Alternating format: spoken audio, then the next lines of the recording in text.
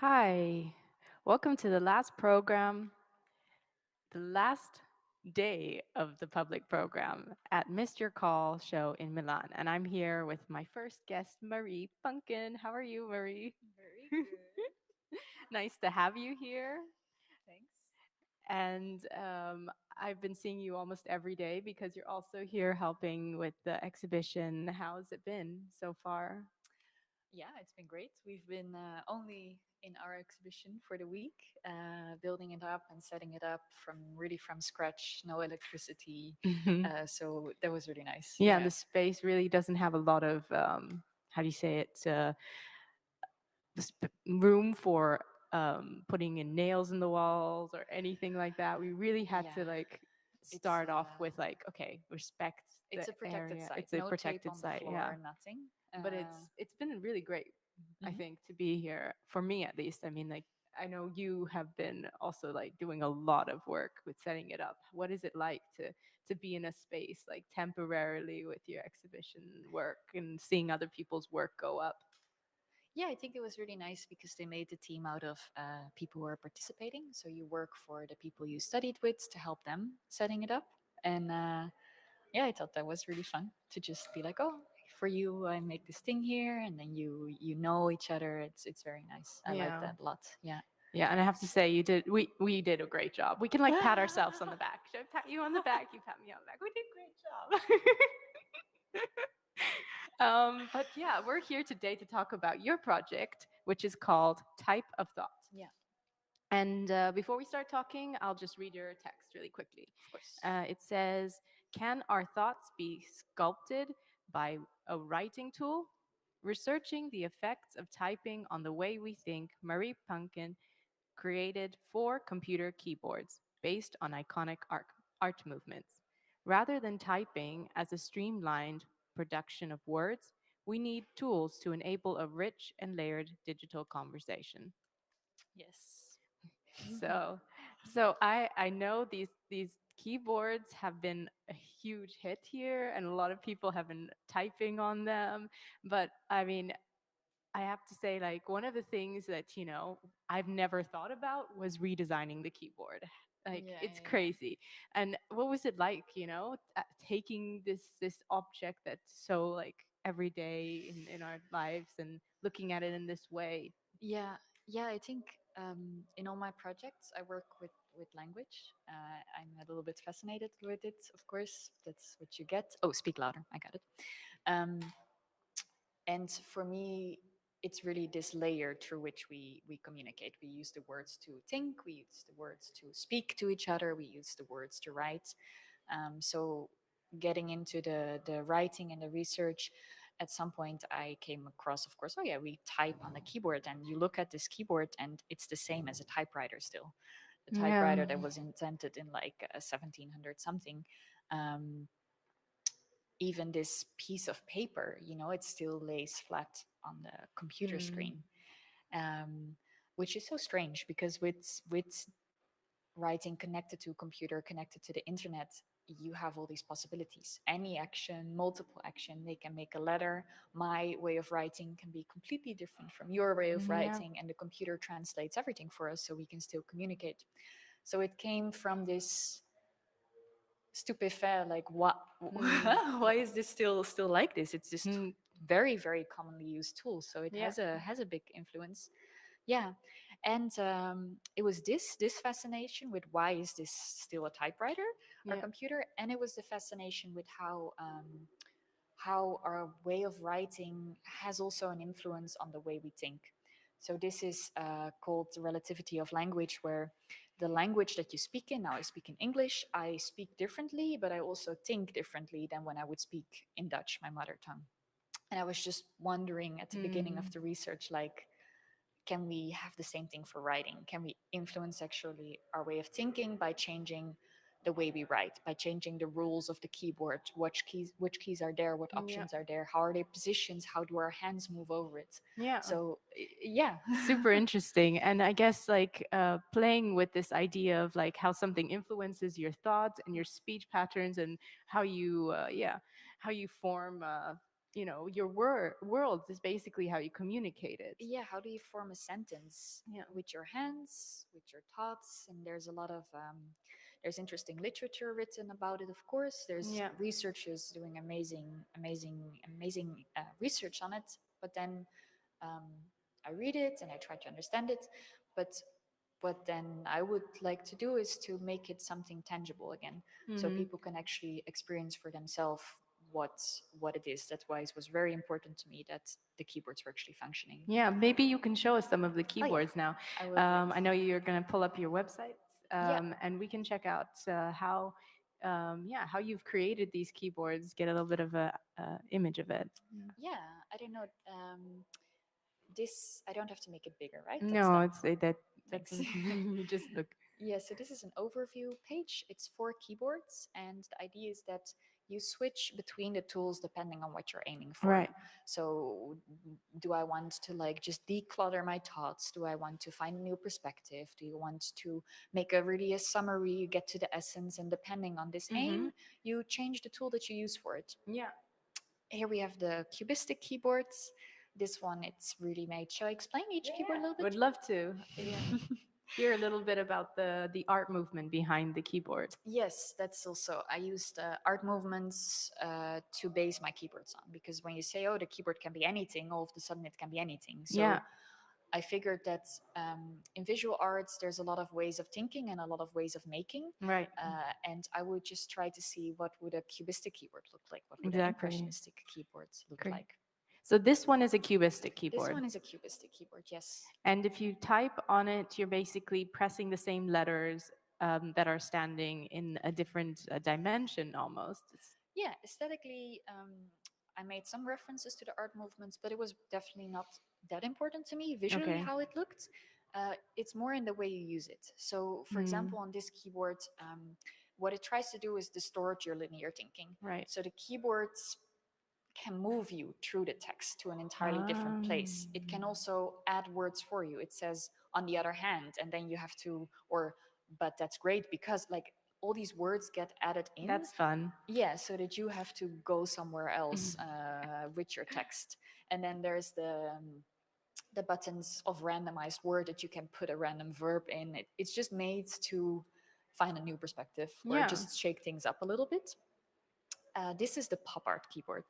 The pop art keyboard only has three keys: Control, C, and V, and all we can do is copy paste, Mm. because this is such a feature of digital writing that you can duplicate unlimited amount of words without any effort, and we can just cut, paste, and like fabricate text without writing actually Yeah. words. Yeah, That's really cute. yeah, it was the easiest one to make, only three Two keys. keys. Yeah. And also a mouse. Mouse, of course, because you have to It scroll. features a mouse. Yeah. This is the minimal keyboards. This comes from writing on the typewriter where um, you have to wait for the hammer to fall back, and it slows you down just a little bit. But because of this, my text, I became like annoyed with this. I wanted to go faster because that's what the Mm. computer keyboard is really about. It's about going as fast as I can. Yeah. Um, but because of this, I found that my text just became really short and clear and to the point, Yeah. just because a word became a bit more valuable because it took a little bit more time. And that's what this keyboard does. It's one line with the alphabet, and you just have to press the key a little bit longer to make the letter. Right. It's very frustrating, but it will make very to the point text. Yeah. And it's also, I guess, very minimalistic way of typing. You have to It's the two fingers. two fingers. That's it. You just can move from one direction to the other, but you have to. Yes.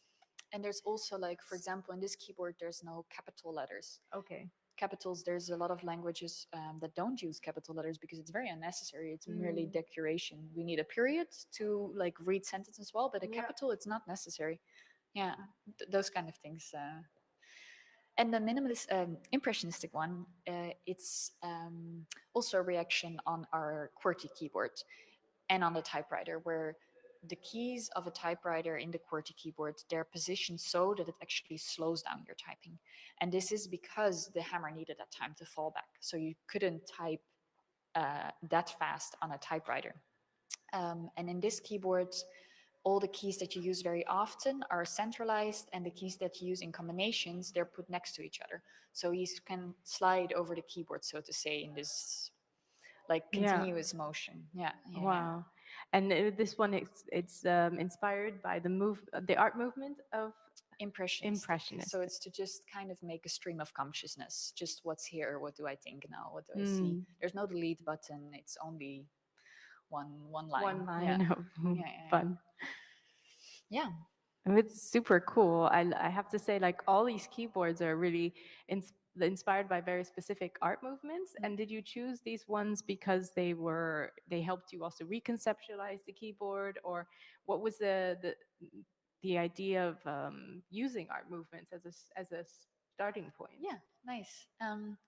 Actually, it started when I was looking at these paintings of Hundertwasser.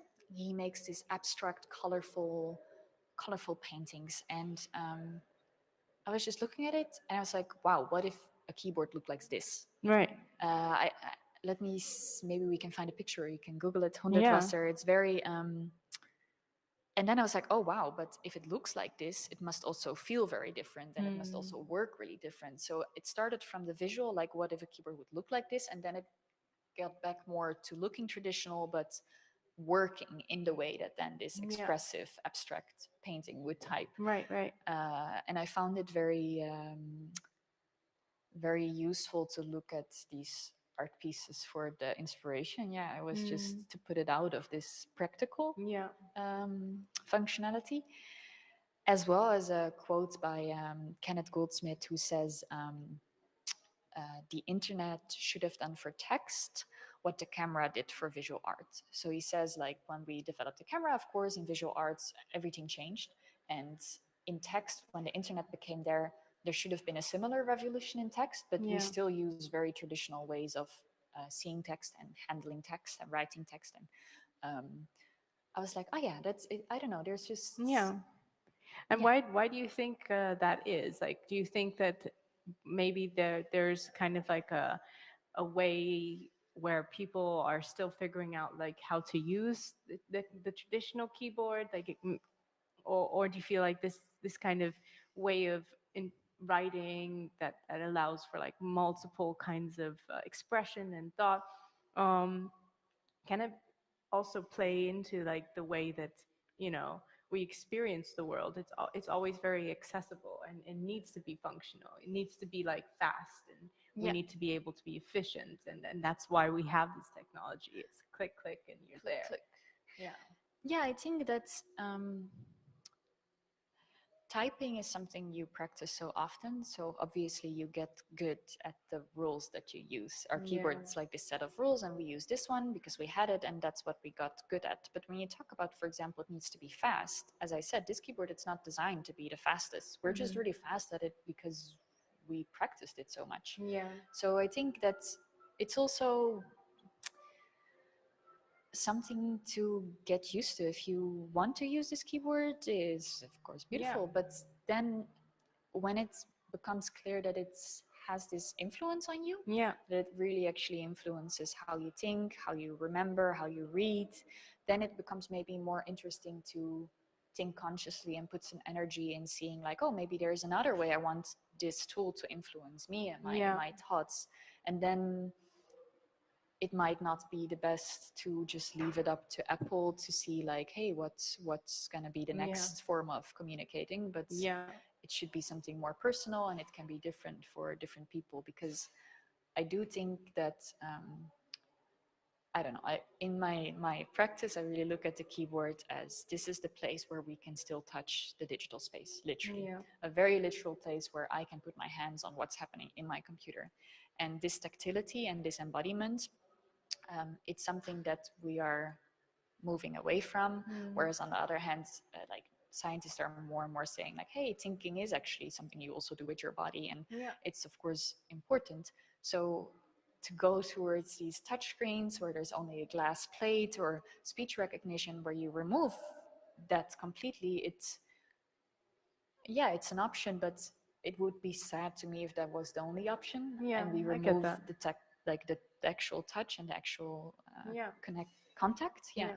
Yeah, I think it's really interesting when you start thinking about words as like things that are also happening very much as a living, tactile, formative expression in your head, and then you process it through these like small gestures. Yeah. I've never, I mean, I've never thought of it like as like a full on like flow of things, like one leading to the other. Just Yeah, you really put the yeah, point on what is like the core of my work. I think in my work, I look at language and words as a word is a movement, you know, a word is a sound, a word is a shape, and that's all materials that you yeah, can work with. And yeah, exactly. words are, we use them a lot Yeah. and for a lot of important things. And So maybe it's too many words or like maybe too many, wrong yeah, words. exactly, Yeah. maybe too many words. But yeah, it is, it's for sure something that's also uh, developing and being Yeah. influenced by us, and where we can make choices. It's not, it's an invention in a way also. It's not something that's just a force of nature. So True. yeah, oh yeah, we can show. Yeah, I thought maybe since we're talking about the process of how you Yeah, made it, I can share a small video of, and yeah, we can that's still keep talking also about like the kind of this process of making. yes, exactly, which is something I really would like to do, because I'm not electronics are not my. I never did anything with electronics before this project, and Mm. this, what you see here, it's the first keyboard I made. Wow. So the way that I started it, it was just opening up the keyboard, one of these external keyboards, and there was such a light bulb for me, like, oh, of course, it's a machine, it's a technology, but it's not something. It's also something tactile. When I open it, I can see, oh, this is how it works. I can attach some wires and just touch them and then see, oh, this makes the letter S, this makes the letter T. Here it's the first keyboard you see. It's just a turning button that writes a G, removes a G, and writes a capital G, you know? It's so easy. You do this in like an hour after opening it up or starting it. And That's yeah, amazing. yeah. And this is I love the little wires and the way that these three wires, so these three wires are necessary to connect to these three movements. Yes, exactly. So this is using the motherboard of one of the of a normal keyboard. That's what I did with all the keyboards. Mm-hmm.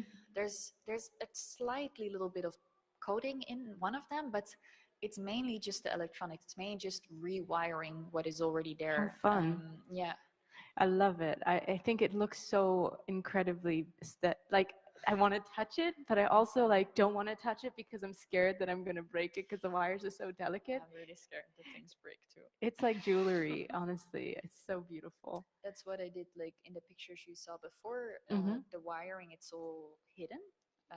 But in the new presentation, I actually made the wiring very visible, because I thought, yeah, Yeah. it would show that it's just this, it's a material that's made, and you put some wires, and then it just, yeah, changes the type. Should I show the other video? Yeah, yeah, that's the keyboards in use. Okay, so this video is, I'm pulling it up, is showing how people use your keyboards, or how Exactly. you're demonstrating how. It's a bit more than a picture, I guess, a movie. Mhm. Yeah, the pop art one. Yeah, I honestly, I never, how, what, why did you pull from art? Is that like a specific interest of yours, or is it something that you've, I don't know, it, because it's very, it works really well, but it also comes from a personal fascination with something. Do you have yourself like an interest in art history or art movements? I don't know. I think, of course, studying at Design Academy, and it's kind of an art school. It's, I find it very interesting, Yeah. but I think it really came from this needing to approach it from a different angle, Right. and using art movements was one of the ways that you could do that. But I don't think it could have been something else as well, as long as it was something that was standing a little bit further from it, so you can just have another access point. Like Exactly. this is for I could spend the next 2 years really happily making keyboards every day, and just continuing with that. Awesome. It's not the keyboards that I'm not saying these are the keyboards that need to be made. I'm saying like, hey, we can do all Something kinds of different. things with it. Yeah. Especially now that it's in digital writing, there's no need to use our computer as a typewriter anymore. Exactly. Yeah. So No, I love it. I think it's also really nice to be able to like have this kind of accessibility of language in a more tactile way, which also translates into, hey, I'm aware of what I'm writing. I'm not just spewing out copy paste all the time, or if that's happening, then that's you're aware of that. This is what you're doing. I mean, in a way, language is very much passed down and a copy, kind of like of other things. But here, you're also being conscious of that, I think, as well as like aware of how it is shaping your environment in the physical way, and how your body is really connecting to this very physical thing. And I think it's really beautiful. I hope we see some of these keyboards traveling and people getting in touch with their thoughts. getting in touch with it, that's nice. Yeah. Yeah. Yeah. And we have a few more minutes before we end our talk, but maybe one more question we could cover is, where can we find you next, and what's something that you're going to be currently doing? I hear that you have a live presentation of your project happening in Eindhoven in the Kazerne space. Maybe people can go check that out. Is it public? Is it live as well, digitally, or? Yeah, it's public.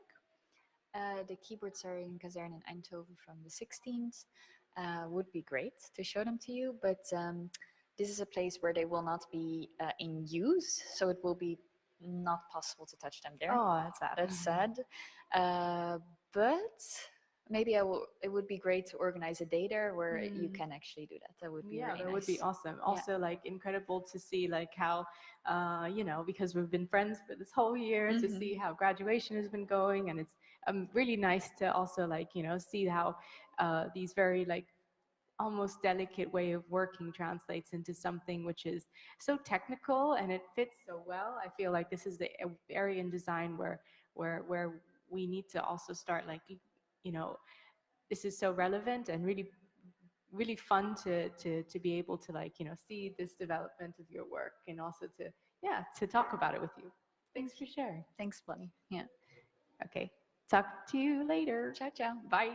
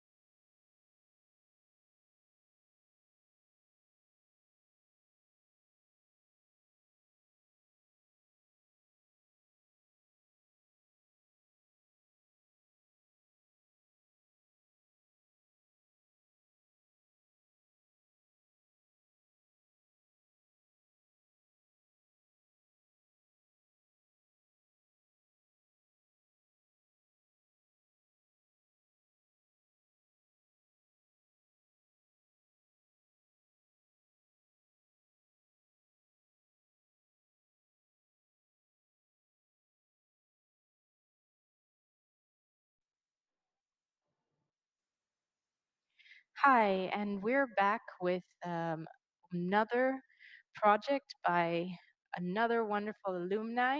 Her name is Madeline Ultra, and today we will be watching a movie, a documentary that she made called Fair for It. And this is not on display on in our exhibition, but a project where I think really connects to the one that we're showing here called Eucalyptus Paper Series. Um, and she works a lot with landscapes and um, documenting the story of these people who are working as carers for the trees, forest managers. And the text that I have here is from her Project Eucalyptus paper series. It says, in the north of Portugal, eucalyptus trees populate the landscape. Well known for its specific scents, the profusion of this tree species is a threat to the Laos ecosystem. This research project explores of the narrative of the discarded flammable materials of this tree, leaves, nuts, and bark. And we will watch this documentary and hope that you enjoy it. Um, let's play it.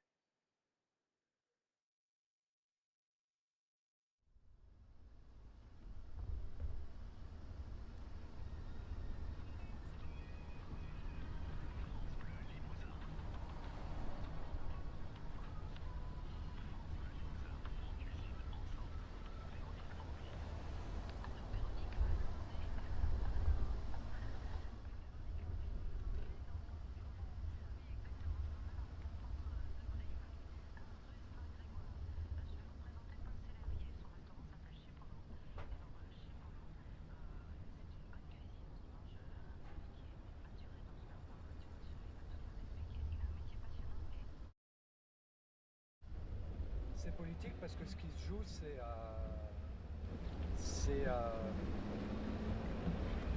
c'est faire vivre le territoire, faire vivre le pays en promouvant d'autres pratiques. Donc c'est de l'ordre du vivre ensemble, c'est de l'ordre de la compréhension de ce que sont les différents groupes sociaux, c'est de l'ordre de s'organiser à plusieurs. Et c'est pour ça que moi, c'est ce côté-là en fait que je trouve fondamental. Pour moi, je dirais la forêt, c'est presque un prétexte. Ou l'achat de forêt pour la préservation seule, moi, je trouve que c'est limite un peu les abattages en course. Vous avez vu ? Ouais. Donc évidemment que c'est politique parce que pour moi, réussir à faire exister ce discours, par exemple, un peu critique, et puis à montrer qu'il existe d'autres façons de faire que ce à côté de quoi on vient de passer, c'est beaucoup plus important que de collectionner les hectares qu'on se dit, bah voilà, ils sont achetés par l'association, ils sont hors de danger. Ça restera une infime goutte d'eau, je veux dire 100 hectares à la surface du Massif central, c'est rien. Par contre, politiser une question qui échappe aux habitants parce que une coupe rase, ça se fait dans l'indifférence puisqu'il n'y a pas d'autre voie, ça pour moi c'est un enjeu beaucoup plus fort et plus important.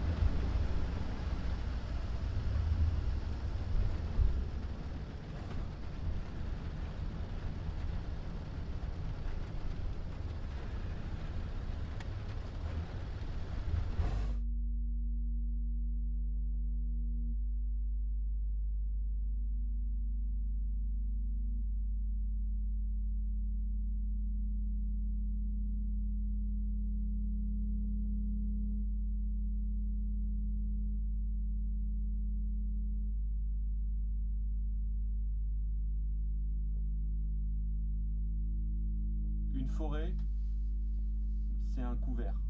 Une forêt, c'est pas des arbres, une forêt, c'est un ensemble. C'est tout ce qui compose l'espace forestier, l'écosystème forestier. La sylviculture douce, si on emploie le mot douce, ça veut dire qu'en face, elle est violente. C'est respecter ce milieu. Le principe, c'est toujours de partir de l'espace tel qu'il est, tel qu'il existe, comment il fonctionne, et comment on peut intervenir à l'intérieur sans tout détruire.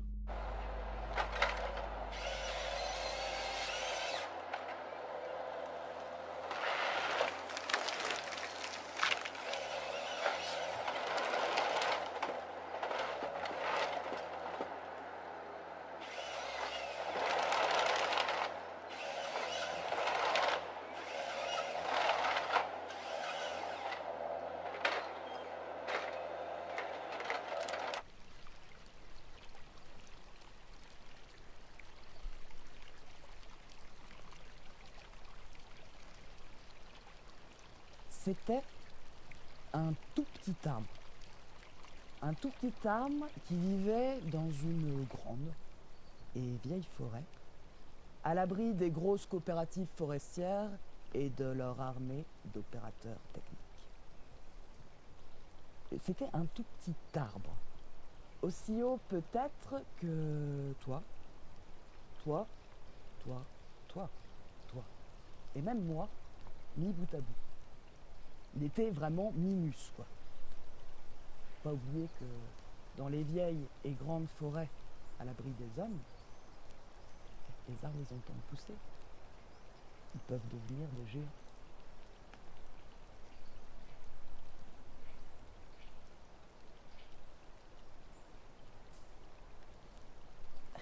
Je suis perdu. Excusez-moi, il faudra que vous coupiez parce que je suis perdu.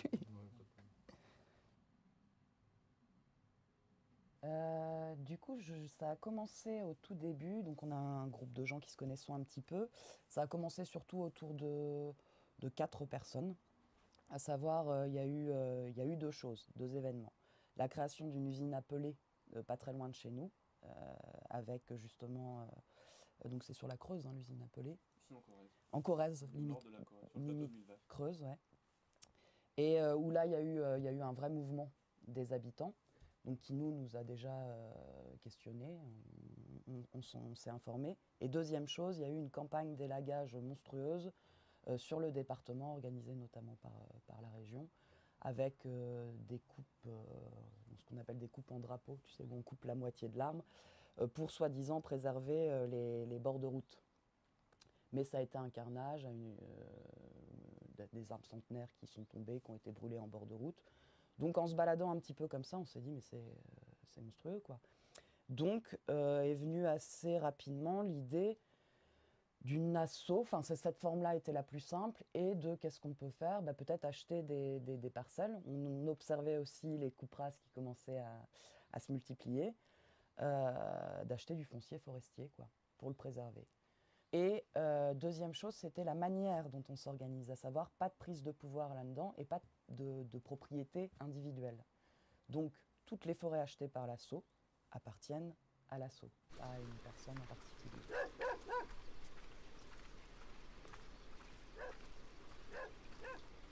C'est un milieu assez rural ici. C'est une population, moi je veux dire le mot, plutôt âgée, donc un petit peu suspicieuse. Et du coup, casser un petit peu cette mystification autour des jeunes qui réinvestissent les forêts et des potentiels ZAD ou terroristes, ça c'est important, parce qu'on se confronte à ça, et c'est vrai que ça nous fait sourire aussi, mais on s'y confronte réellement, c'est-à-dire qu'il y a des gens qui vont dire « c'est vous, faites des racines, vous avez pas l'air si méchant ». Et ces petits vieux qui arrivent, tu vois, et ça commence à discuter. Ce qui est intéressant sur ces stands pour nous aussi, c'est que parfois, tu as des gens qui sont exploitants forestiers de métier et qui viennent avec une agression, finalement. Oui, enfin, vous nous privez d'emploi en réagissant comme vous. Si tout le monde réagissait comme ça, vous nous privez d'emploi. Finalement, c'est des raccourcis parce qu'on leur explique cette idée de filière éthique. Et là, ça réveille en eux le bûcheron qu'ils étaient avant, le métier qu'ils pouvaient exercer avant. Aujourd'hui, ils sont des opérateurs techniques. On en a rencontré quelques-uns comme ça, qui aujourd'hui sont dans des machines avec des joysticks et qui avant étaient dans la forêt à l'observer. Effectivement, c'est ton métier. Aujourd'hui, on ne propose pas une autre manière de l'exercer. Qu'est-ce qui pourrait exister pour que tu retrouves toute l'éthique, que ton métier retrouve tout son sens ?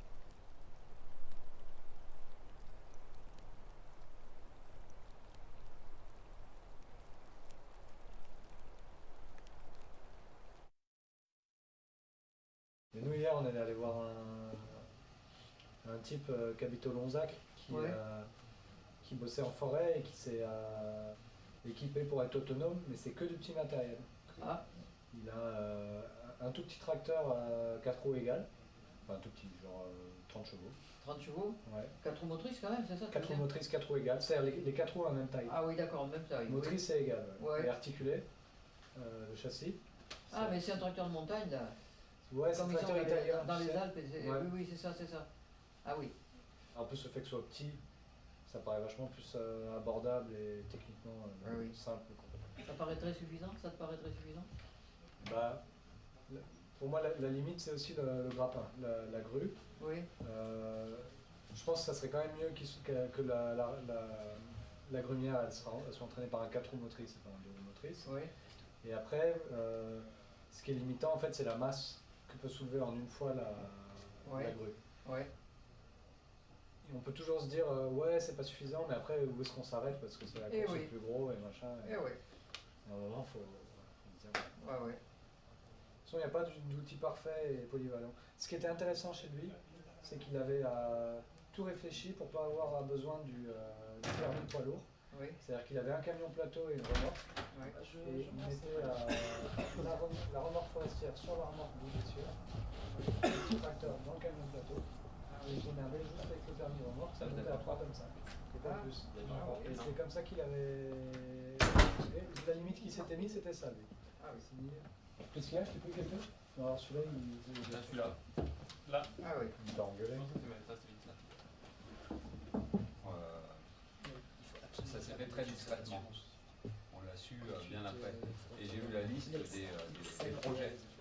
Et dans les projets, tu as tout un tas d'unités de méthanisation. Ah oui. Et je serais pas Il y a des choses super claires du genre l'achat de machines. Évidemment, ça n'a rien à voir avec l'achat de foncier. Ça me paraît. Et puis c'est facile à chiffrer, facile à budgétiser, à anticiper. Là, pour le coup, moi, ça me paraît évident que c'est un appel à long distinct. Voilà. Mais Ben, moi, pas. pour. Pas parce que ça œuvre aussi pour la préservation. C'est-à-dire que le but, c'est d'expérimenter une gestion douce. Et pourquoi pas sur une monoculture, on les utiliserait, ces outils-là, pour recréer une gestion douce. Donc là, ça rentre dans la préservation qu'on a en commun, qu'on est d'accord. Donc pourquoi cette machine est indépendante? Tu vois, pour moi, c'est ça, c'est que j'arrive pas à y trouver tout le sens. Et c'est pour ça que je trouvais ça intéressant dans la réunion interne qu'on a eue, mais ça a un petit peu zappé, de revenir sur ce mot préservation. L'achat d'un outil forestier léger pour créer de la gestion douce en forêt est une forme de préservation aujourd'hui dans le contexte dans lequel on est. Parce que pour moi, elle correspond à une préservation et à nos valeurs communes, à savoir, Oui. effectivement, agir pour avoir une forêt, demain, un patrimoine commun.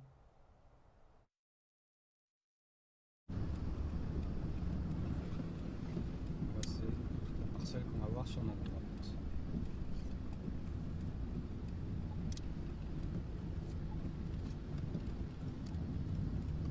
C'est un peu un cas d'école de ce qu'on fait de pire. Hein.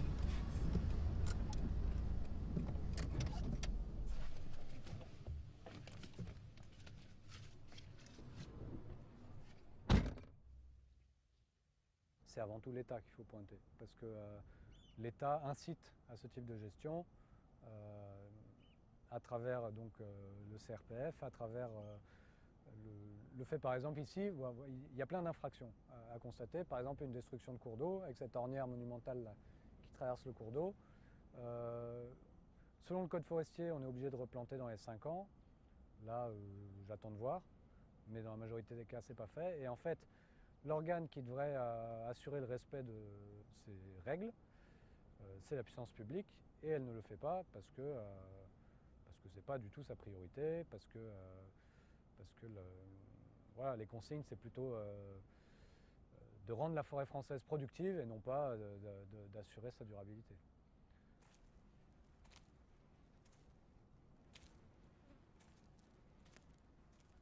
Presque, il faudrait arrêter de parler d'exploitation forestière, même si elle est industrielle.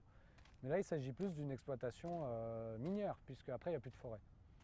Et puis, c'est peut-être l'occasion de questionner un autre mythe aussi, c'est que quand on dit la forêt française, elle avance, bon, bah, pour les cadastres, en fait, ça, c'est toujours une forêt.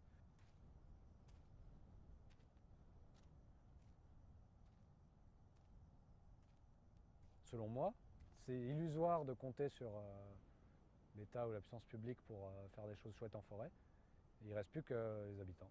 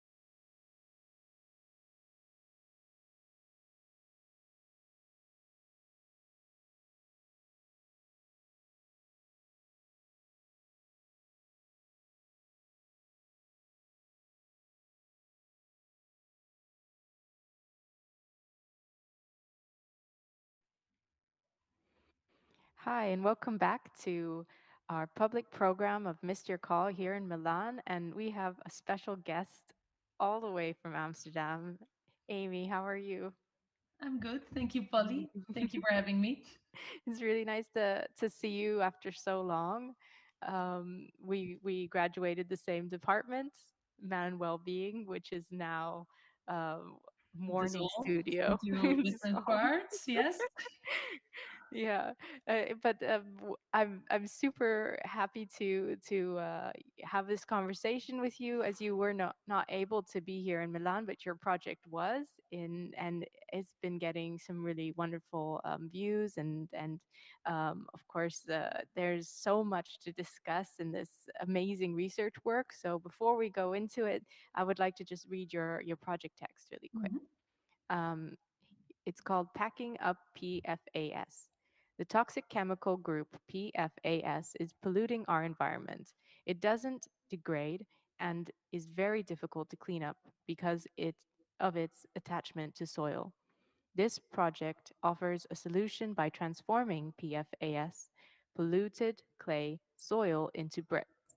All that remains of the material's dirty past is the stamp stating the location of origin and amounts of PFAS removed.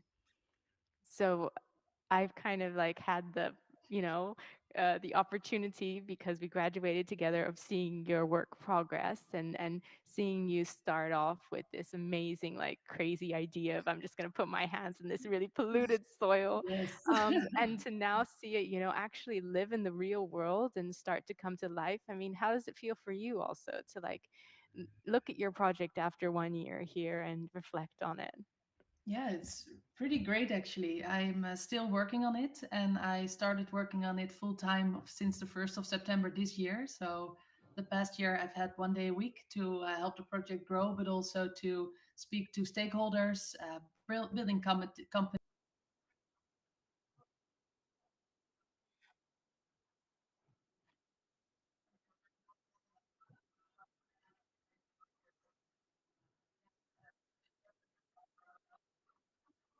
Yeah. Yeah, I mean, like, it must be complicated bringing this idea of like something that you think, why hasn't the industry thought of this already? Like, why doesn't this already exist? And do you know why a little bit more, or do you like think that maybe this idea is just something that, yeah, like how have people been responding to this as a actual thing? A brick that can be used.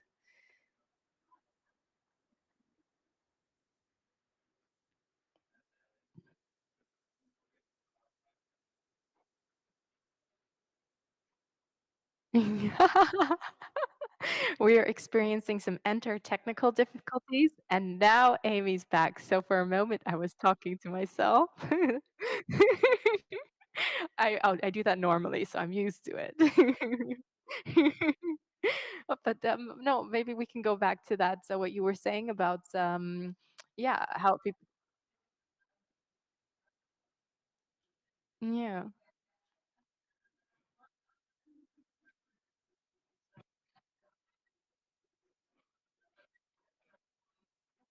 Mm. Who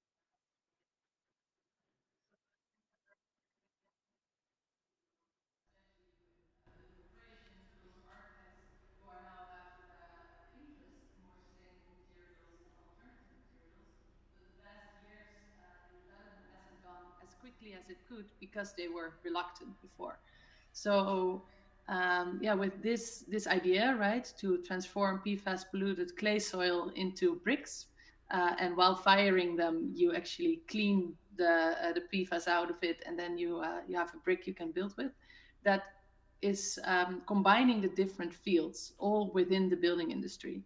So Mhm. it deals with soil streams, with soil banks, but also with brick manufacturers, building companies, architects, and it unites them under one goal. But it's also a governmental thing because PFAS is really recently being investigated within the Netherlands and the rest of Europe, for that matter. So because it crosses borders from one discipline to another, I think that's why I, as a designer, but also more in general, we all as designers can come up with these ideas because we do not look within this little structure of what one company or one area does. That's true. That's true. And it's so crazy, like, to think about, like, how this one problem is now uniting all the different parties within this big, overlapping area. And what's it like to work with, I guess, different people, not just the ones who are, let's say, the receivers of this waste material that you started working with in the beginning, but now to also be working with the people who might be also using this in the applications. Like it does it feel like in this process you're also learning more about, like, the different ways that the industry actually works and is old-fashioned? Is there space for, like, this kind of design, and do you also see the limitations now of, like, maybe, how does this thing actually fit in here? Yeah, no, definitely. The past year, I've had so many conversations with all kind of professionals from all kind of fields, all related to PFAS polluted soil, and they all have their own view because the field of PFAS is still very much developing. There are research on how harmful it is for human health, for example, and on the one hand, they say, no, it's not that bad, it's okay. And on the other hand, they say, no, it's really terrible. But what we do agree on is that it's all in our environment, and it builds up in our bodies up to a point that it actually is harmful. Yeah. And if we even don't agree yet on how harmful it is, except that it is harmful, then you can imagine how many people don't agree what to do with the polluted soil. Yeah. So a lot of talks, a lot of people interested and curious. Why should we do this? How do you imagine it? But it also turns out that it is becoming a more solid business case now daily. Yeah. So it does seem like this, what started as a design project out of curiosity, now might become reality and really transform this toxic waste material that we don't have any other purpose for yet into clay bricks, what also means that we don't have to use more virgin material or clean clay to produce those bricks at the same time. So Yeah. it's a very interesting field with a lot of tensions and a lot of opinions and a lot of policy that is still to be made. Yeah. But it's really good to see that also the industry now wants to progress and wants to go forward towards more sustainability, whereas I think that 10 years ago it might have been completely different. Yeah, and I can imagine also, like, knowing now that this is something that people are thinking about, and you're also here with this idea. It's like one of these, I don't know, I'm super excited to see, like, how this, like, incredible transition of something which we saw as waste becoming an actual end result. It's just like I'm super curious and excited about the next stages, and I wanted to also, like, say congratulations for winning the award for what design can do. Yeah, thank you. Yeah, it's super exciting, and it also probably will really help you in taking it to the next step. Definitely, yeah. Of course. Yeah, maybe just tell there's us a little bit about, like, how is it, like, to now have this kind of, like, okay, it's there, it's getting funding, and is it just one day a week for you now, or are you going to start making it, like, a more of a full-time thing, or? Well, since the 1st of September, so now 10 days, I've been working as a full-time designer. Awesome.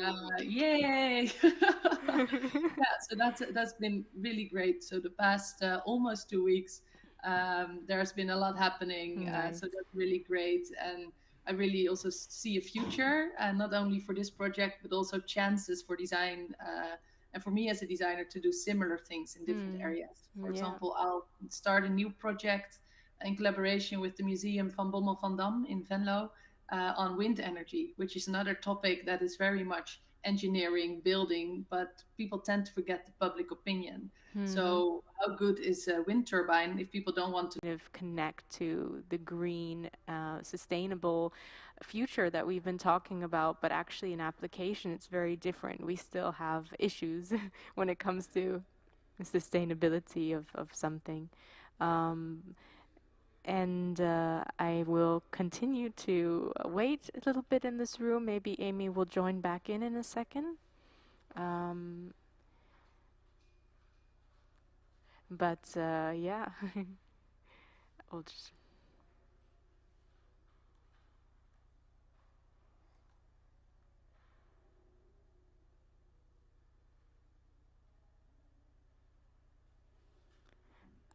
Now I'm back. Hey, hello. Did I drop out? I think you did. Oh no! I was talking there to myself for a minute. Me too. Oops. That's all right. Super. You were talking about wind energy and a new project about windmills. Is that correct? Yeah, that's super correct. cool. I mean, like, I was just also thinking, like, it's incredible how we have these like ideas for sustainability and green energy and using our waste and reusing it, but we don't really actually talk to the people who are going to be engaged with it or involved in it, Exactly. and Yeah. it's so important to have collaboration with designers, and really excited about how people respond also to like having somebody ask them these questions, and really have governments and policymakers and architects and working Of course. together Yeah, with yeah, yeah. designers. It's super cool. So Yeah. so are you like now engaging more in this project within like some kind of social research and social design, or is it also going to be more material research and material That applications is as well? yet to be determined. The project started also on the 1st of September, and next week we will actually also start with the field research and talking to the people in the municipality. So and then the whole train begins, as you know. Yeah. We start very basic, talking, investigating, Yeah. seeing the spaces, and then the train runs. So I'm Exactly. very curious, and the project will be revealed in September next year. Okay. So Nice. who Well, knows, we speak again then. yeah, or hopefully before that also. Well, Yes, yes. but it's super excited, and maybe we can also like but we think we have some more time. It would be lovely to also hear from you. How does it like to have your looking back now after 1 year of graduating, and seeing also like where it started. How do you also continue to see yourself merging or going between these spaces, between different practices of people, and designing more in dialogue with different partners and different people? Yeah. The past year, I've really carved out my own corner, like in my head, on what I want to design and what I see as my own value that I can contribute to different projects. So, where a lot of things are static, right? Like engineering static, policy making sort of static. When there is a policy, then that's what it is. Sustainability is something we must move towards. But how to do that socially, and how to take the people along, but also how to keep it on human scale, and how to cross bridges between industries, and build on the scientific findings, but not only on them, because people are also involved. So it's this tension of, we want to go forward, but how, and how to do it with all the different parties involved. I think that's super interesting. Yeah, So that's definitely. both in the PFAS project as well as in the new project. And what I noticed since graduating, like after my graduation, panicked is a large word, but I was like, okay, so now how am I going to turn this into a business? But there are actually a lot of programs who help young designers. So that's really great.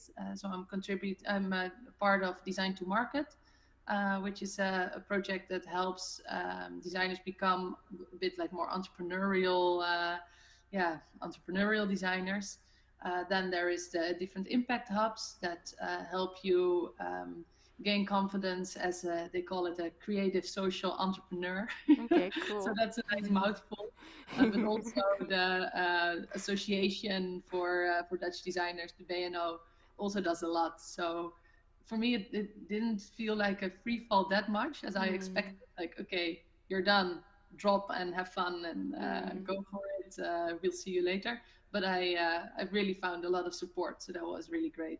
Yeah, definitely. I have to say, like, it's one of the things that I'm most grateful for also since graduating is not just the support of like institutions and design spaces, but also the support of individuals who really appreciate your work and they come forward and you start finding like-minded people just through like one curiosity. It's really amazing. And also, of course, the support of like fellow graduates and alumni and people who are like, you know, doing the thing that they love. And it feels like, you know, with this exhibition and also with the show, we get to meet up and see everyone's work. Even though you're not here physically, we see your work and get to put it up. And now today we will be packing it back down. Yeah, So thank you for all the effort.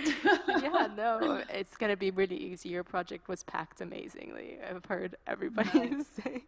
So definitely worth like, you know, taking a look into Amy's project more. You can find her on the website of the Design Academy, and also, yeah, maybe in the future people will find you in their homes Who or knows? in their Yes, in their backyards. halls, maybe. Yeah. Well, lovely talking to you. Maybe we have a few more minutes if you'd like to share anything else. Otherwise, we can close the conversation, and I'll let you get back to your life in Amsterdam. Yeah, no, it was really good to see you, Polly. Really Yeah. nice, and nice to catch up on live after the academy. So Yeah. thank you very much. Yeah, see you maybe later in the Netherlands. Yeah, who knows?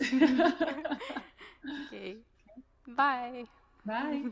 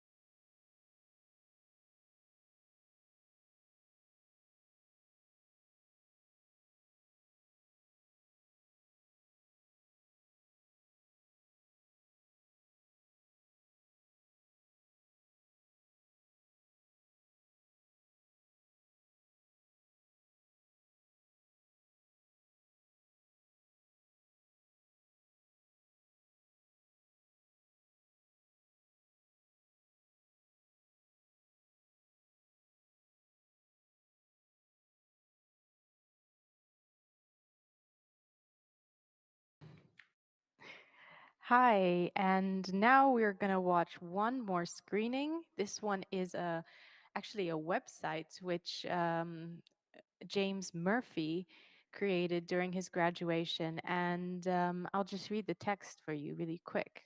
Sense of Place is the virtual and sonic exploration of James Murphy's childhood garden. During the surreal time of COVID-19 pandemic, James found that the garden became a central point of focus in his immediate surroundings, a shell that could be used to document these turbulent times. And this project is you can experience it yourself through a link and a website. It's a really beautiful installation, and I hope you all enjoy it. It's also here live in our exhibition, and I think, yeah, I'm just gonna play it now for you.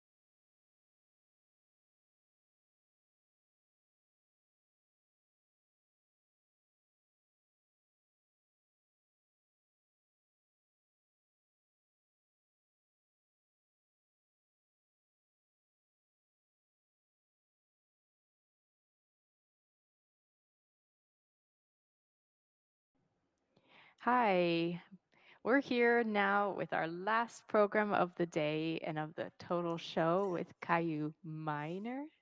Hi, Caillou. Hello. You are calling in from far away. Right, like Not that far, not that but far, yes, but like no longer in Milan, no long. unfortunately. No, it's really nice to have you here. How's the weather in where you are? It's actually pretty hot, so not still almost like Milan. And and you're in Denmark, right? Yeah, I'm in Copenhagen. Nice. Yeah. Are you there for like a visit or do you work there? I'm living here now, yeah. Oh, great. Yeah. Exciting. I can't Mhm. wait to discuss your project, which is on display here in our graduation show called Missed Your Call. And we definitely have something very cute and cuddly on the outside to get into, but maybe not so cute and cuddly actually once we start, yeah, talking about it. So maybe before we start, I'll just read your project text really quickly. It's called Cute Politics. Through an unsettling analysis of the conduct of the UK Prime Minister Boris Johnson via the lens of cute cartoon character, Cute Politics challenges whether his bumbling behavior is in fact a carefully devised psychological charade to distract us from more sinister intentions. Ooh, I really like I really like the text. Also like really interested in this kind of like, cute but sneaky, it's I don't know, how did you um maybe like get into this like kind of how did you discover this like kind of thing? Well, the that specific part is actually just like a example of one of the ways in which cuteness is used in our like everyday lives. I got interested in the topic because I was at a point where I was like uh emotionally feeling really really down psychologically, and I just found myself watching a lot of cute puppy videos to make myself feel better, and I was like, what is this? Why does this make me feel so good? And why do I like resonate with these characters so much? And then I got into the whole psychology of cuteness and how it's used and like what it means in terms of like aesthetics, psychology, evolution.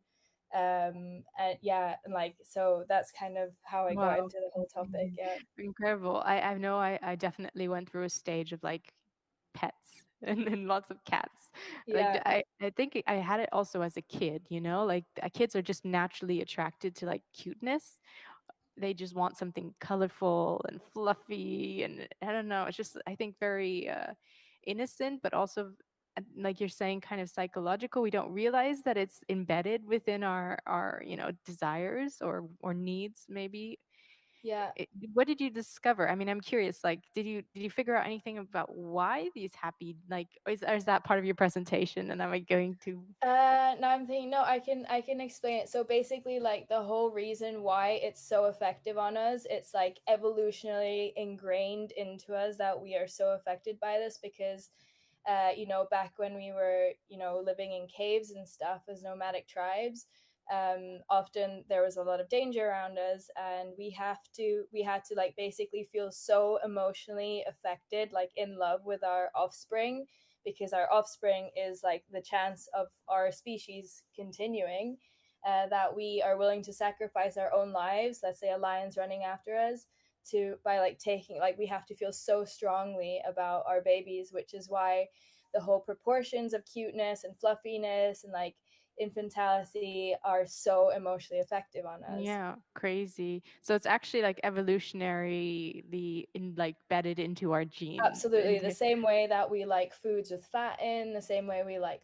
water, every like it's something that we will never be able to escape. But it's just like in our media and in our consumerist behaviors, it depends on like how, throughout the years, like how much it's being used. Like in the Victorian ages, it maybe, wasn't Mhm. used, so yeah, whatever. I mean, you Yeah, also have no, these I little cherubs and blah blah blah. exactly. Yeah, you kind of start noticing it as you when you start studying design and design theory or like how things are kind of influencing the way you see the world or the way the world is constructed. But I'm really curious to also like maybe first go into your presentation and then Yeah. we can talk a little bit about like how does it feel to yeah to be somebody who's also telling the story beyond the design world to people in like just regular citizens and people who are like interested in other things that don't really care too much about the details of like. Yeah, absolutely. I can just start my presentation then. So it's survival of the cutest, because nowadays, also in like a consumerist society, we have so many products around us constantly, and a lot of these products are, for example, if you think of I don't know, these plushies or even more subtle things, like in some ways aerodynamic design can be considered cute in a way, and like Mm. it's definitely whoever is the cutest, or if you look at, like, for example, popular dog breeds, whoever is the cutest is going to be more consumed. This is just sort of like a quick little diagram of like what even is a language of cuteness. So physically, it's like like I said, everything that reminds us of our offspring. So babies, like big heads, big eyes, small mouth, big belly, this kind of stuff. But then what I discovered was like, okay, so like you said, like kids, they're attracted to cuteness, but then why me as an adult watching these cute puppy videos, why am I so interested in? And I found out about this like spectrum of cuteness. So it's kind of cute, the sweet, and then either the uncanny or the scary or the uncomfortable together, which is what makes it interesting for adults, and which is also why uh, it's such an interesting sort of tool, language tool, like rhetoric tool, because it's able to encompass these like horrors of the world. For example, Hello Kitty, she seems cute and innocent at first, but actually what is she? She's like this crazy human cat hybrid. If you think of, for example, medieval paintings and stuff, like that's what the devil was, you know. Crazy. So it's this like whole spectrum, which makes it interesting for us. And it's sort of a little bit similar to the uncanny valley as well. Like there's a certain amount of proportions that you can have before things start to become weird. So for example, a mouth needs to be small, but if you also think about it in terms of theory, like if you have no mouth, then you can't even talk. So then we get to this like whole like power sort of dynamic of like, who really has the power in the situation? Is it you who's the carer, who wants to take care of this really cute and innocent thing, or is it the vulnerable thing, the cute thing, that has the power over you because you feel so emotionally affected by it? Yeah. Well. And interestingly, I think this, because it's so emotionally effective, and because it's being so used in like consumerist products and stuff, it makes cuteness and vulnerability mainstream, which is, you know, I think there's a lot to gain from that as well, in terms of like talking about mental health and like our well-being. And so there's like this quote by Susan Sontag, which is, the whole point of camp is to dethrone this the serious. And you know, it's, for me, camp is also sort of like rhetoric of which is kind of talking or like related to a sort of subculture, or then like a, you know, an identity. And cuteness in some ways is also similar to that. And because of also the spectrum that I was talking about, the my interpretation of it is, the whole point of cute is to dethrone the scary, because it's able to present these like horrors of the world in this very sort of comforting way, which is something that we sometimes just all need. However, then my project also started looking at, okay, so what happens when someone starts abusing this power to approach us in this very like sweet and carefree and like vulnerable way. So that got me to Boris Johnson as a politician.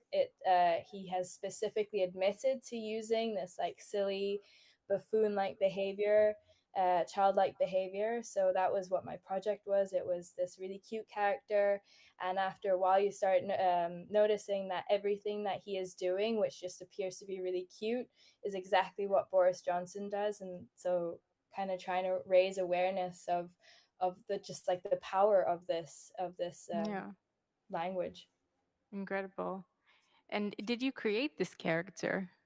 Yeah, so it was completely, yeah, that I animated the whole thing, and they also some of the quotes that he said, like throughout the whole video, he also became more and more sort of strange, the character, which again was referencing to the fact that we're willing to forgive these cute characters for something that we maybe otherwise wouldn't forgive another uncute character for, because they just appear to be so harmless. But yeah. Yeah, and it's also this kind of like correlation of like seeing something so uh like kind of I guess when you see somebody hold a chicken, you're like, oh, the chicken is cute, then the person becomes cute, you know? It's like also kind of um yeah, I find it very difficult also to distract myself from that, you know, to say that's just a, you know, tool or something. It's the situation is happy, so you're happy in that situation.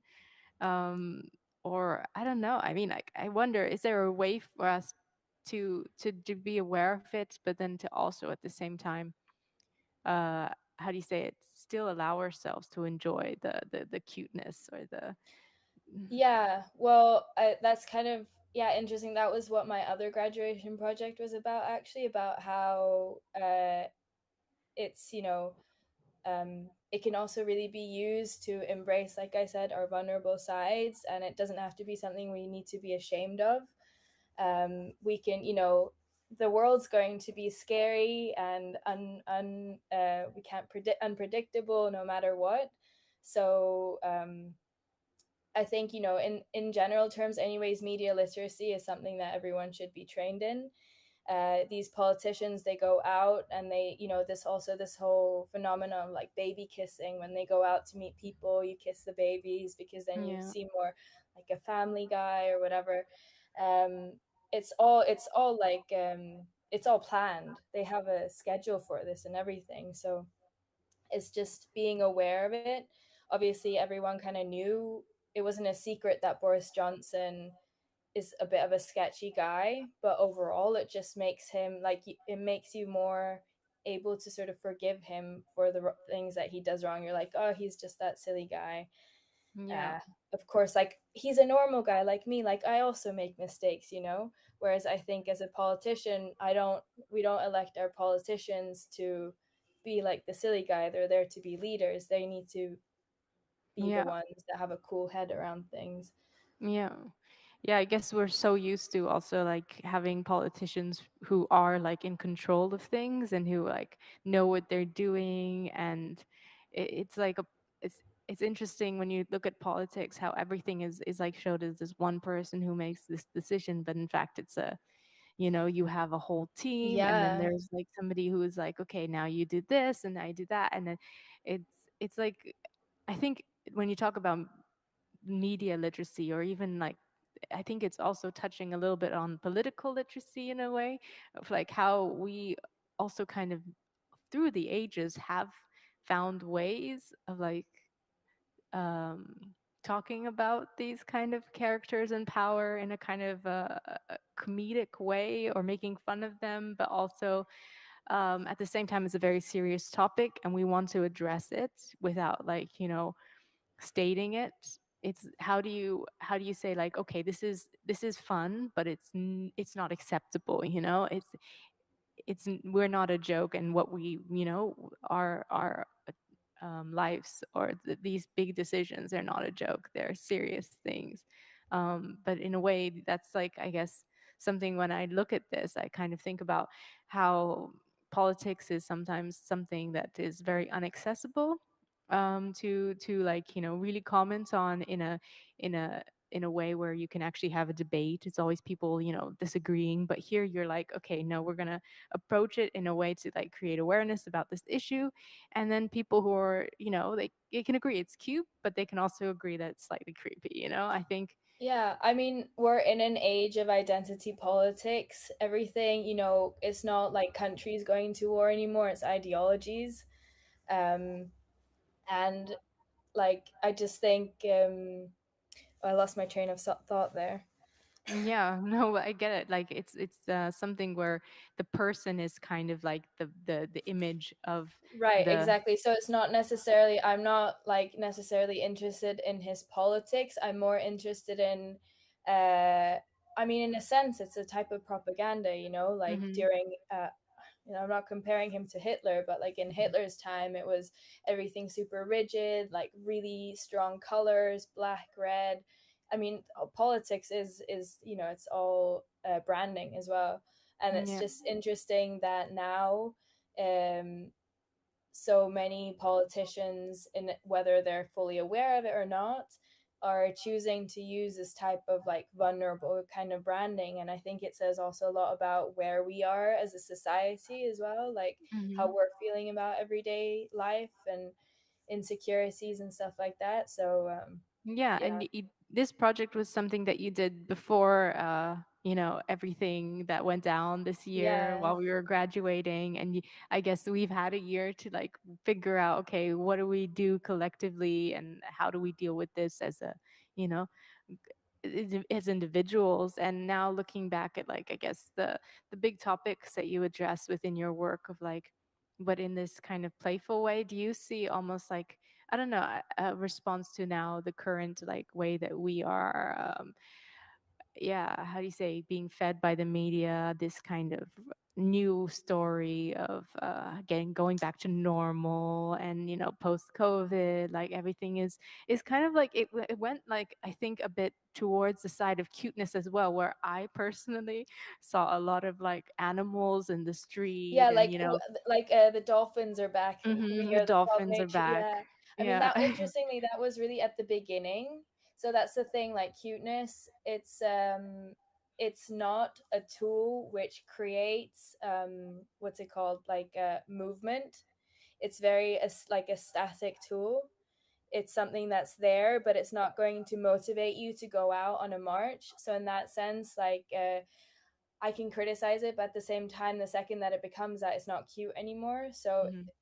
it's sort of, it's interesting. Like at the beginning, when we really didn't know what to do, that was what we kind of went to, as these animals. Whereas I have to say, I mean, I've been like looking at what's becoming popular in the media and stuff as well, and there's not so much cuteness going on as maybe you would have expected. And I Yeah, think it right. is, it's because like we're like, we actually have to do things to change. Like we've Yeah.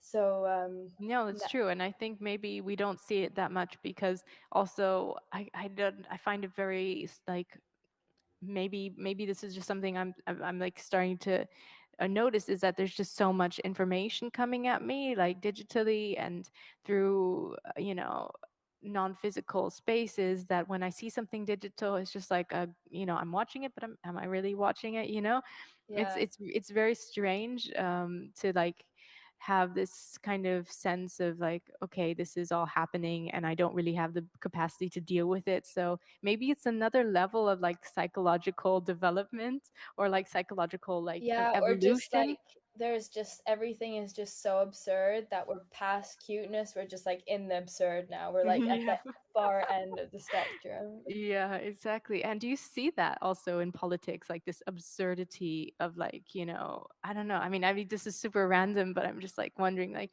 maybe it's interesting also to like notice when these things become like so escalated that Well, I mean, for sure, if you look at the Taliban is very not cute, no, not at and all. like also, things are becoming more extreme. This was like a gateway into the extreme. I think it was slowly happening, and the pandemic made things, it sped things up for sure. And I think it's quite scary, with Bolsonaro and stuff. He's, even though you can be considered as a populist politician, he's very sort of emotive and like kind of appears to be making his decisions based on emotions, but he's also not cute. Whereas like Trump was in some ways could still be considered as cute because he seems sort of like helpless, this like floundering, helpless guy that's Mhm. like, you know, so Yeah, yeah. no, and I agree also, like there's this kind of interesting way of reflecting on it through making these characters that represent, I guess, this certain political agenda or way of like, manipulating people. And it could be also like something that we start looking at, the media and politics in a, different personalities. Like, do you see this as a project that may continue in that way, or do you have like other ideas of what you want to start working towards, like maybe other mediums or Yeah, I mean, I'd also be quite interested in looking at it further in consumerism because it's an extremely efficient way of making money. For example, if you look at the whole Disney franchise and stuff like that. Yeah. But otherwise, I'm also just in general, like mostly I'm really just interested in how these sort of aesthetics are actually a representation of how we are feeling as a society, and then how that like sort of uh, comes out in terms of graphics and visuals and stuff like that. So um, Yeah, it was super cool. So maybe we'll see some very dark images soon instead of cute and fluffy. Yeah. Oh, and we're definitely, yeah, I really feel like things are much more absurd than they are cute anymore. Like for me, the puppy videos don't necessarily work anymore either. Maybe I'm like desensitized from all my research, but they definitely don't hit the same spot as they did 2 years ago when I first started this project. Yeah, digital puppies. You need a physical puppy, maybe. Or Yeah, like, maybe, yeah. Yeah, everyone here is having babies. I oh, don't want that. I'm not ready for that. That's too real for me. that's like beyond cute. That's terrifying. Yeah, that is, yeah. Yeah. No, but it's really great talking to you. And I think one of the things that you do really well is to kind of play a little bit more between the reality of how, things actually are strange, and you just like show that they're a little bit, this is also a way of us as designers coming to terms with the world that we live in by using it as a tool for representation, for like, actually making commentary and visualizing these things in our own way. And the identity of it is also really, I don't know, I find it something that I am curious as to, when I see this, I think of like these stickers as kids, and it's really fun and colorful and poppy, and I just honestly really think that what why don't we have more of these kind of um, commentary also on the other things that are happening right now in our world, which are scary and difficult to to kind of like go into our how we're actually easily manipulated. But once we know it, it's less scary. Like, I'm not afraid of like people using these cute things anymore, because I'm aware of that, or I can like Mhm. kind of be less conditioned by my own emotions. You cannot change it, but you can somehow become more more closely You're just more uh aware of it. I mean, yeah, that again goes back to like this. I think media literacy is just so important. Just knowing what kind of tactics people are using on you, and because yeah, nothing, it just like happens. Also looking, for example, like my God, the Kardashians, like they don't just actually they have like a whole team of thing behind it, or like everything is actually a brand. So yeah, um, crazy. and yeah. and are you like now working for graphic design studio, or what are you doing at the moment? Yeah, I'm currently actually I've got two jobs, and I just started my master's, which is a bit crazy. Oh, But congratulations. no, I mean one of them is at a restaurant, which is also really nice because it's, to be honest, I really like just doing something completely different and like Yeah. physical with my body. And then I'm also working, at like it's like a sort of concept cafe shop where I'm on the design team there, and we make like kind of products, and then also our drinks and food. So everything is again branded. So I'm getting into the world of branding. Um, and then, yeah, I just started my master's at the Royal Art Academy in Copenhagen. So, in graphic communication design. So I'm very interested in like where I can take further my practice, like really sort of like in terms of visuals and Yeah, yeah. super cool. And I think one of these things that you still have a few more minutes to come see live. Otherwise, I'm sure people can find you on Instagram, or Yeah. uh, where's the best place? You have a I website, mean, or I have a website and an Instagram. I'm in a bit of this strange place of like I don't really know if I want my Instagram to be yeah, more about my life or my work. yeah, exactly. Um, Yeah, I'm struggling to make myself into brand. That's what I'm saying. exactly. Like, do you want to be a brand? That's another thing. Like, Yeah. it's a necessary to like, I don't know. What kind of brand as well? Exactly. Yeah. No, I think it's super relevant also to like question these things and realize how these applications are actually very much standardized and branding as well yourself, and not just like, you yourself have to think about it, which is crazy. Like, oh, do I want to be cute? Do I want to be, edgy? Am I this person? Well, why can't you be like, That's and not. just another thing that I find crazy is how consistent we have to be in our sort of selves to be a brand, to be successful nowadays. And I just like I think it's really inhumane to be so consistent all the time. Like Mhm. that's not how we learn, and I don't know. I just Yeah. find it a really crazy concept actually.